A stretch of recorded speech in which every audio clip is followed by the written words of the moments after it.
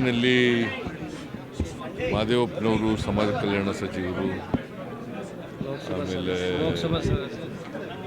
ಲೋಕಸಭಾ ಇವರು ರಾಜಣ್ಣವರು ಭಾಗವಹಿಸಿದ್ರು ಮಂತ್ರಿಗಳಲ್ಲಿ, ಆಮೇಲೆ SC/ST committee ಅಧ್ಯಕ್ಷರು ನರೇಂದ್ರ ಸ್ವಾಮಿ, ತುಕಾರಾಮ್ ಲೋಕಸಭಾ ಸದಸ್ಯರು, ಮತ್ತು ಭಾಳ ಜನ MLAಗಳೆಲ್ಲ leader of the opposition Chaluvadi Narayana ಎಲ್ಲ MLAಗಳೆಲ್ಲ ಭಾಗವಹಿಸಿ ಅನೇಕ ವಿಚಾರಗಳನ್ನು ಪ್ರಸ್ತಾಪ ಮಾಡಿದ್ದಾರೆ. ಅದಕ್ಕೆ ಭಾಳ ಮುಖ್ಯವಾಗಿ ಕನ್ವಿಕ್ಷನ್ ರೇಟು ಅದು 20ರಲ್ಲಿ 10% ಇತ್ತು, ಈಗ 7% ಬಂದಿದೆ.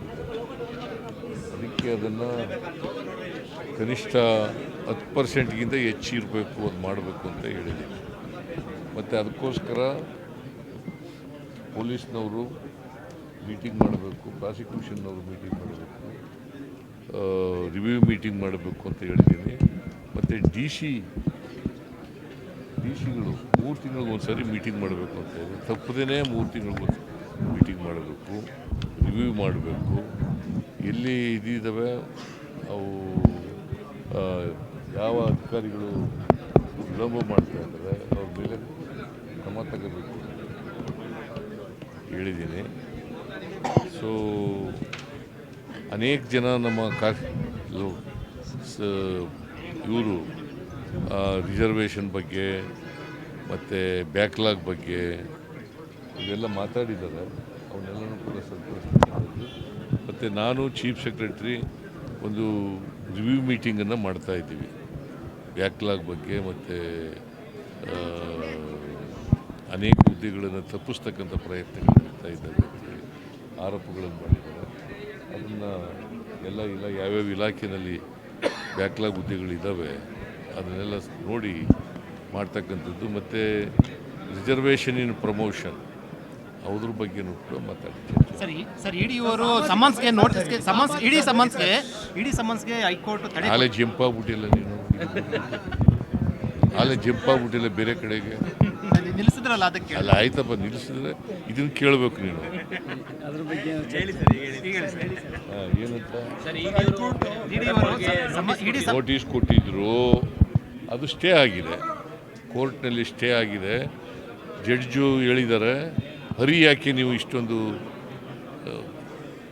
ತನಿಖೆ ನಡೀತಾ ಇದೆ, CBI ಕೊಡಬೇಕಾ ಬೇಡವಾ ಅನ್ನೋದ್ರ ಬಗ್ಗೆ ಚರ್ಚೆ ನಡೀತಾ ಇದೆ, ಅದು ಆರ್ಗ್ಯುಮೆಂಟ್ ಸ್ಟೇಜ್ನಲ್ಲಿದೆ, ಈಗ ರಿಸರ್ವ್ ಆಗಿದೆ ಆರ್ಡರ್ಸ್ಗೆ. ಈ ಹಂತದಲ್ಲಿ ನೀವು ಆ ಥರ ಮಾಡೋದು ಸರಿ ಇಲ್ಲ ಅಂತ ಹೇಳಿ ಸ್ಟೇ ಕೊಟ್ಟಿದೆ. ರಾಜಕೀಯ ಪ್ರೇರಿತ ಅಂತ ಇಡಿ ನೋಟಿಸ್ ರಾಜಕೀಯ ಪ್ರೇರಿತ ಅಂತ ಅನ್ಸುತ್ತೆ. ಮತ್ತು ಇನ್ನೇನು ರಾಜಕೀಯ ಪ್ರೇರಿತ ಕೇಸೇ ಮೂಢ ಕೇಸೇ ರಾಜಕೀಯ ಪ್ರೇರಿತ, ಮೂಢ ಕೇಸೇ ರಾಜಕೀಯ CBI ಕೊಡಿರೋದು ಇನ್ನು ಪೆಂಡಿಂಗ್ ಇದೆ ಸರ್. CBIಗೆ ಕೋರಿರೋಂಥ ಅರ್ಜಿ ವಿಚಾರಣೆ ಆಗಿ ಇನ್ನೂ ಪೆಂಡಿಂಗ್ ಇದೆ. ಏನಾದರೂ ಆತಂಕ ಏನಾದರೂ CBIಗೆ ಹೋಗ್ಬೋದು ಅಂತ ಆತಂಕ ಏನಾದರೂ CBIಗೆ ಹೋಗ್ಬೋದು ಅಂತ ಏನಾದರೂ ಆತಂಕ ಏನಾದರೂ ಇದೆಯಾ ಸರ್? ಯಾಕೆ ಕೇಸ್ ಇನ್ನೂ ಕೂಡ ಪೆಂಡಿಂಗ್ ಇದೆ. ಜಡ್ಜ್ ಏನು ಮಾಡ್ತಾರೆ ಅಂತ ತೀರ್ಪು ಇನ್ನೂ ಆರ್ಡರ್ಸ್ಗೆ ಪೋಸ್ಟಿಂಗ್ ಆಗಿದೆ. ನನಗೆ ಯಾಕೆ ಆತಂಕ ಆಗುತ್ತೆ? ನಮಗೆ ನ್ಯಾಯ ಸಿಗುತ್ತೆ ಅಂತ ಭರವಸೆ. ಮಲ್ಲಿಕಾರ್ಜುನ್ ಖರ್ಗೆ ಅವರು ಕುಂಭಮೇಳದಲ್ಲಿ ಮಿಂದೆದ್ರೆ ಬಡತನ ಹೋಗಲ್ಲ ಅಂತ ಹೇಳಿದ್ದಾರೆ.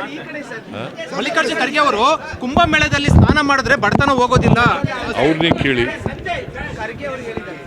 ಖರ್ಗೆ ಅವ್ರನ್ನೇ ಕೇಳಿಯಪ್ಪ. ನನ್ನ ಅಭಿಪ್ರಾಯನೂ ಕೂಡ ನಾವು ಸಂಪ್ರದಾಯ ಇದು ಅಷ್ಟೇ.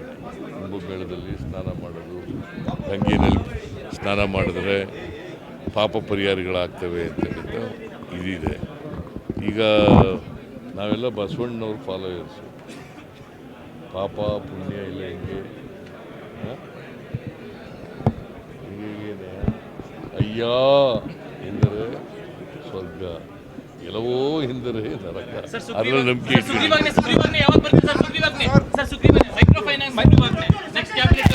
ಕ್ಯಾಬಿನೆಟ್ ಚರ್ಚೆ.